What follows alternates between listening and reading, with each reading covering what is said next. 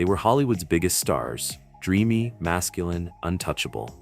But behind the perfect smiles and blockbuster careers, they hid one thing the world wasn't ready for: the truth. This is the real story of the gay men who built the golden age and paid the price for loving in silence. Rock Hudson. He was the definition of 1950s masculinity. Broad-shouldered, clean-cut, and endlessly charming. Women adored him, men wanted to be him. But Rock Hudson's smile was his mask. Beneath it was a man trapped by a studio system that packaged and sold heterosexual fantasy. He went through fake marriages, secret romances, and lived under constant threat of exposure. It wasn't until he was dying of AIDS in the 1980s that the world finally saw the truth. His illness and the courage to admit it publicly shattered the illusion and forced America to confront the AIDS crisis and the humanity of gay men. It's ridiculous. Still busy. I must be on the wrong half hour. Tab Hunter. At the peak of his fame, Tab Hunter had everything. Leading roles, magazine covers, and a fan base that worshipped him. But what they didn't know was that he was falling deeply in love with another man. That man was Anthony Perkins, and together they shared a secret love story the world never got to see. Studios arranged dates with women. Gossip magazines circled like vultures. When the pressure got too intense, they drifted apart. Decades later, Tab wrote a memoir, finally reclaiming the truth that nearly destroyed him. He was gay, and he had loved in hiding. Did you know that mental illness claims more victims than any other disease? That's right. 1 American in every 10 is suffering from some disabling mental or emotional disorder. Anthony Perkins. While the world knew him as Norman Bates, the chilling, complex villain in Psycho, Anthony Perkins lived a personal horror more haunting than any film.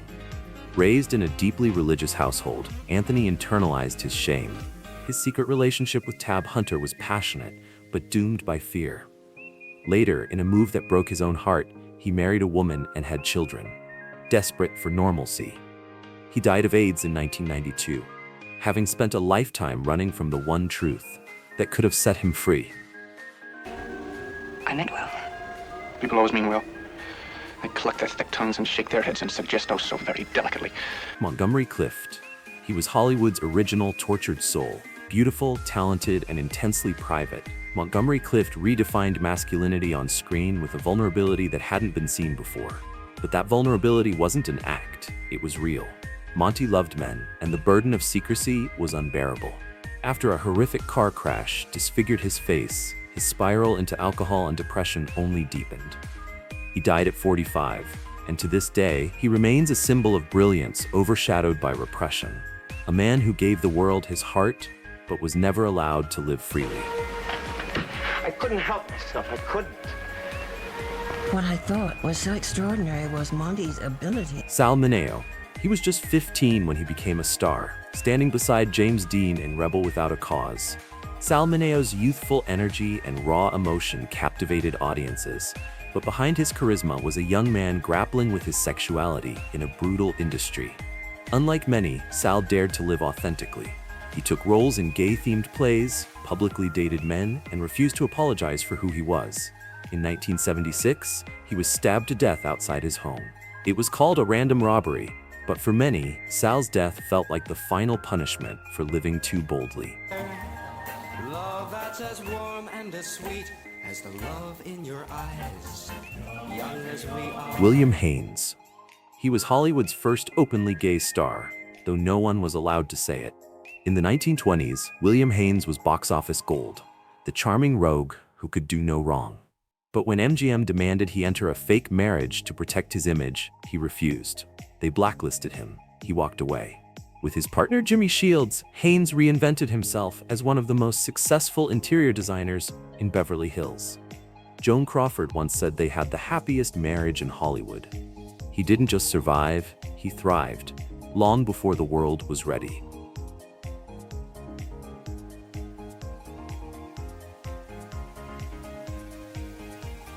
Dirk Bogarde. Dirk was the thinking man's matinee idol, intense, intelligent, and enigmatic. For decades, he dodged questions about his private life with vague charm.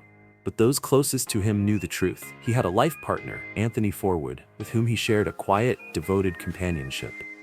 Bogarde never publicly came out, but his later writings revealed a profound sadness, a longing to have lived openly without fear. He remains one of the great what-ifs of queer Hollywood. What if the world had embraced him as he was? Which is terribly exciting. When the actors get a rest, they get a break in between, they prepare the next production, and they're amused always because they're constantly being George Nader. George Nader had the looks, the talent, and the potential to be the next big thing. But he also had a secret, and so did his best friend, Rock Hudson. When a tabloid threatened to expose Hudson's sexuality, George took the fall. His career was sacrificed to protect his friend's image.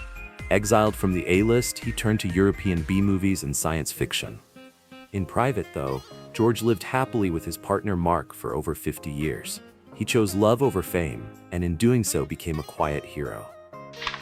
Who is that man? Don't let it bother you. Who is he? Jack Larson. As Jimmy Olsen in The Adventures of Superman, Jack Larson was the wide-eyed, all-American boy. Off-screen, he was a poet, playwright, and proudly gay man, long before most dared say it. His relationship with filmmaker James Bridges lasted over 3 decades, filled with art, love, and loyalty. Larson never pretended to be someone else. He never had to be outed. He simply lived his truth quietly and confidently, proving that not every star had to play a part. Series. Have you got any ideas, Chief? You're supposed to be a reporter. You get the ideas and don't call me Chief. Cary Grant. No name in classic Hollywood drips with elegance like Cary Grant. The tuxedo, the accent, the charm. But behind the scenes, Grant's life was a labyrinth of carefully curated appearances. For years, he lived with actor Randolph Scott in a beach house that looked more like a honeymoon retreat than a bachelor pad. Studio execs panicked, gossip columns whispered, but Grant never explained. He once said, "Everyone wants to be Cary Grant. Even I want to be Cary Grant." Maybe he was just acting the whole time. Maybe the real man was never allowed on camera. More like your mother than you. There's not much difference between us. A few years and some grammar. And jewelry, you never wear any. I don't like cold things. Clifton Webb was dashing, acerbic, and impeccably styled. A man who felt born for a martini glass and a perfect comeback.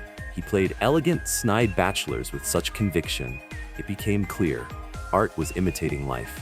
Webb never married and lived with his mother well into adulthood, something that fueled whispers in Hollywood for years. He never came out, never discussed his sexuality, and yet his queerness shimmered just beneath the surface of every role he played. He was a pioneer of coded camp before anyone had a word for it. Let us send them, since I'll require 100 dozen.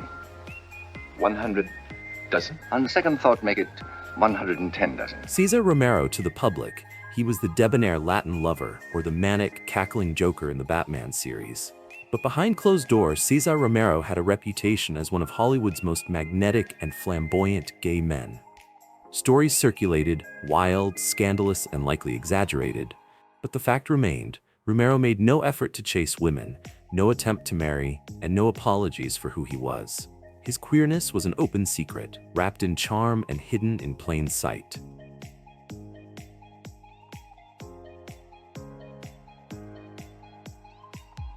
Farley Granger. Tall, boyish, and heartbreakingly handsome, Farley Granger was made for the silver screen. But what made him stand out was his refusal to be boxed in. In an era when bisexuality was considered even more threatening than homosexuality, Granger simply lived. He had relationships with both men and women, including playwright Arthur Lawrence. He didn't need to stage a coming out. He just told the truth when asked. That kind of honesty was radical for his time and still refreshing today. What's the matter, sport? I wasn't gonna break him. Why should I break a couple of... Randolph Scott, strong-jawed and stoic, Randolph Scott was the ultimate cowboy hero. But for over a decade, he shared a home, and possibly a life, with Cary Grant. Their bachelor bungalow was the stuff of legend, 2 men lounging poolside, playing house under the noses of a suspicious but silent Hollywood. Whether they were lovers, soulmates, or something in between, the bond was real. And in a town built on illusions, theirs may have been the most honest love of all. Out of the country. You're a long way from home. No more than you. I can go back. Charles Laughton. Charles Laughton was one of the greatest actors of his generation, able to twist emotion into every word and gesture. But offstage, he carried a pain he never fully voiced. Married to actress Elsa Lanchester, Laughton was privately gay, a fact she confirmed after his death. He spent his life caught between devotion and repression, a prisoner of an era that equated queerness with shame. And yet, his performances burned with intensity, like a man aching to be seen. Now, Maggie, I thought you'd sense enough to know whether you want brutal truth, you're past marrying age. I'm 30. Noel Coward, dazzling, brilliant, and unapologetically witty, Noel Coward was the toast of London and Hollywood alike. Though he never declared his sexuality in public, he never hid it either.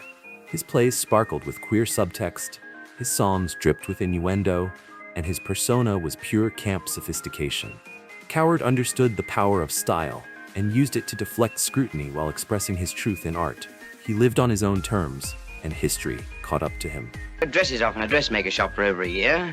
Then she got a job looking after some English children, but that didn't last long. Then she got ill with appendicitis. John Gielgud. Sir John Gielgud was a knight of the stage, literally and artistically. Revered for his Shakespearean mastery, he was also known for one of the most public scandals of the 1950s, being arrested for lewd conduct. Instead of crumbling, Gielgud returned to the theater, standing taller than ever. His courage, masked in poise and class, made him an accidental activist. In his silence and his survival, he gave permission for future generations to live louder. And I found that he had tapes of Maurice Evans, John Barrymore, all the people he admired, Olivier, and he wanted me to do a bit too, and he was studying all the ways. Roddy McDowall. With his boyish charm and soft-spoken warmth, Roddy McDowall was beloved by generations. He never married, never addressed rumors, and never needed to. In private, he was known for his kindness, his photography, and his deep friendships, especially with Elizabeth Taylor. His queerness, though never confirmed, was a truth understood by those who mattered. He represented a quiet kind of resistance, choosing authenticity over spectacle and gentleness over performance. However, shades of Shakespeare. Night has fallen.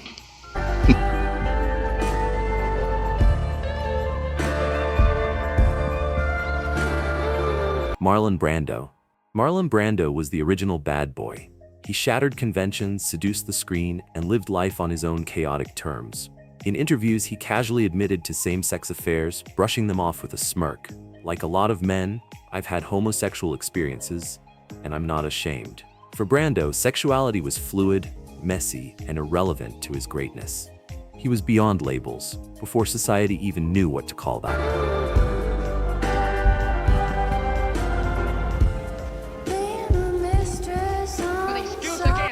Every time you can't face yourself, you blame it on me. That is not true. You say it's because of me. James Dean. A myth, a flame, a tragedy. James Dean was a rebel, not just in character, but in spirit. He was said to have used men for roles, but many believe that was just Hollywood's coded way of labeling his queerness. Dean never lived long enough to tell his side of the story. He died at 24, leaving behind a legacy of beauty, pain, and questions that still haunt the industry. Whatever his truth was, it burned bright and far too fast. So me, you say it's because of the neighborhood? No, you use every other phony excuse. Mom, I want to do something right. 10 years ago, I was a freshman in college. Christmas, I worked in a lab. I took care of the guinea pigs. My roommate, Bud, took care of the monkey. Richard Chamberlain. He was the face of romantic television in the 60s and 70s, the man women swooned for across the globe.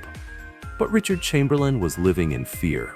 For decades, he hid his sexuality, terrified that being gay would end his career. He dated in secret, loved in secret, lived in secret. Only in his 60s did he finally come out, after the industry no longer controlled him. His story is one of survival, but also of what it cost. 10 years ago, I was a freshman in college. Christmas, I worked in a lab. I took care of the guinea pigs. My roommate, Bud, took care of the... Now this young girl, who is a beautiful girl. Danny Kaye, larger than life and bursting with energy, Danny Kaye lit up every room. He danced, he sang, he acted, and he sparked endless rumors. His long, intense friendship with Laurence Olivier was often questioned, but never explained. Some call it gossip. Others call it love wrapped in denial. We may never know the full truth, but one thing's certain, Danny Kaye was more complex than the smile he showed the world. One have a garden.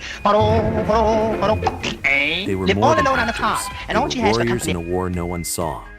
They gave us unforgettable films and lived unforgettable pain. Now we tell their truth, not with shame but with pride.